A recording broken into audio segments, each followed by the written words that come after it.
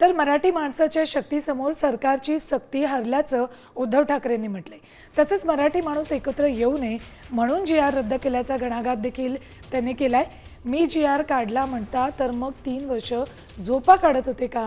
3 वर्ष कुणालाच कळलं नाही मी जी.आर. काढल्याचं? मीच माझ्या जी.आरची होळी करेन असे सवाल करत उद्धव ठाकरेंनी मुख्यमंत्री फडणवीसांच्या आरोपांना उत्तर दिले।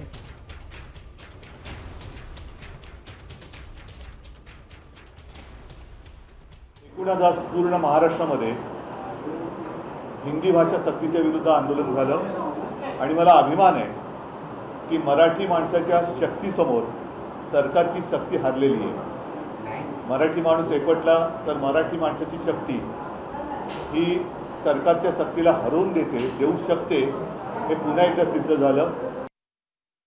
आज हे आंदोलन केल्यानंतर आता मराठी माणूस एकत्र होऊ नये, कारण 5 तारखेला जो मोर्चा आम्ही ठरवला तो मोर्चा होऊ नये म्हणजे मराठी माणूस एकत्र येताच कामा नये। एक तर तो फोडण्याचा प्रयत्न करायचा, तो फोडण्याचा प्रयत्न अयशस्वी झाल्यानंतर आता तो एकत्र येऊ नये म्हणून जी.आर. रद्द केला।